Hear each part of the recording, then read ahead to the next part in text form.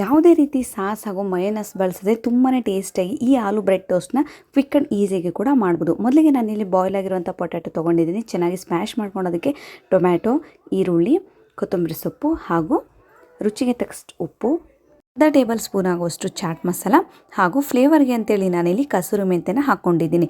Next ನಾನಿಲ್ಲಿ ಅರ್ಧ table spoon ಆಗುವಷ್ಟು ಚಿಲ್ಲಿ ಫ್ಲೇಕ್ಸ್ ಹಾಗೂ ಆರಿಗೇನೋ ಹಾಕ್ಕೊಂಡಿದ್ದೀನಿ. ಆರಿಗೇನೋ ಹಾಕೋದ್ರಿಂದ ಮಕ್ಕಳಿಗೆ ತುಂಬಾ ಟೇಸ್ಟಿಯಾಗಿರುತ್ತೆ ಈ ಆಲೂ ಬ್ರೆಡ್ ಟೋಸ್ಟ್. ಸೇಮ್ ನಿಮಗೆ ಪಿಜ್ಜಾ ಫ್ಲೇವರ್ ಬರುತ್ತೆ, ಹಾಗಾಗಿ ಆರಿಗೇನೋ ಹಾಕ್ಕೊಂಡಿದ್ದೀನಿ. ನೆಕ್ಸ್ಟ್ ನಾನಿಲ್ಲಿ ಸ್ವಲ್ಪ ಅಚ್ಕಾರದ ಪುಡಿಯನ್ನು ಹಾಕ್ಕೊಂಡಿದ್ದೀನಿ. ಬೇಡ ಅನ್ನೋರು ಹಸಿಮೆಣಸಿನ್ಕಾಯಿ ಕೂಡ ಹಾಕ್ಕೊಳ್ಬೋದು.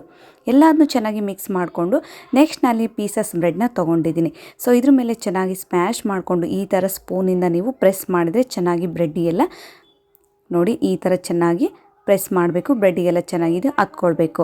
ಸೊ ನೆಕ್ಸ್ಟ್ ಇದೇ ರೀತಿಯಾಗಿ ನಾನು ಉಳಿದೆಲ್ಲ ಬ್ರೆಡ್ ಪೀಸಸ್ಗೂ ಚೆನ್ನಾಗಿ ಪ್ರೆಸ್ ಮಾಡ್ತಾ ಇದ್ದೀನಿ. ಯಾಕೆಂದರೆ ತವಾದಲ್ಲಿ ಇಟ್ಟಾಗ ಅದು ಕೆಳಗಡೆ ಬೀಳಬಾರ್ದು. ಸೊ ಹಾಗಾಗಿ ಈ ರೀತಿಯಾಗಿ ನಾನು 4 ಪೀಸಸ್ ಬ್ರೆಡ್ನ ತೊಗೊಂಡಿದ್ದೀನಿ. ನೆಕ್ಸ್ಟ್ ನಾನಿಲ್ಲಿ ಪ್ಯಾನ್ ಬಿಸಿ ಆದಮೇಲೆ ಬಟರನ್ನು ಅಪ್ಲೈ ಮಾಡ್ತಾ ಇದ್ದೀನಿ. ಸಾಧ್ಯ ಆದಷ್ಟು ಬಟರ್ನ ಸ್ವಲ್ಪ ಜಾಸ್ತಿನೇ ಅಪ್ಲೈ ಮಾಡಿ. ತುಂಬಾ ಟೇಸ್ಟಿಯಾಗಿರುತ್ತೆ ಹಾಗೂ ಕ್ರಿಸ್ಪಿಯಾಗಿ ಕೂಡ ಇರುತ್ತೆ.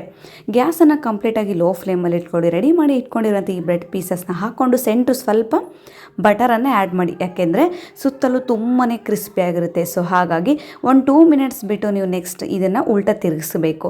ಸೊ ಬೇಗ ಇಂದಲೇ ನೀವು ತಿರುಗಿಸಕ್ಕೆ ಹೋಗಬೇಡಿ. 1-2 ಮಿನಿಟ್ಸ್ ವೆಯ್ಟ್ ಮಾಡಿ, ಅದೆಲ್ಲ ಚೆನ್ನಾಗಿ ಬ್ರೆಡ್ಡಿಗೆ ಹತ್ಕೊಳ್ಳೋ ಥರ. ನೆಕ್ಸ್ಟ್ 1 ಪೀಸಸ್ ಬಟರ್ನ ಹಾಕ್ಕೊಂಡು ಗ್ಯಾಸನ್ನು ಕಂಪ್ಲೀಟಾಗಿ ಆಫ್ ಮಾಡ್ಕೊಂಬಿಡಿ. ಕೇವಲ 10 ನಿಮಿಷದಲ್ಲಿ ಮಕ್ಕಳಿಗೆ ತುಂಬ ಈಸಿಯಾಗಿ ಈ ಆಲೂ ಬ್ರೆಡ್ ಟೋಸ್ಟ್ನ ಮನೆಯಲ್ಲೇ ಮಾಡ್ಕೊಡ್ಬೋದು. ಮನೆಯಲ್ಲಿರುವ ಇಂಗ್ರೀಡಿಯೆಂಟ್ಸ್ನ ಯೂಸ್ ಮಾಡಿಕೊಂಡು. ಸೊ ನೀವು ಕೂಡ ಒಂದ್ಸಲ ಟ್ರೈ ಮಾಡಿ. ಈ ವಿಂಟರ್ ಸೀಸನ್ಗೆ ಬೆಸ್ಟ್ ಸ್ನ್ಯಾಕ್ಸ್ ಅಂದರೆ ಸೂಪರ್ ಆಗಿರುತ್ತೆ. Thank you.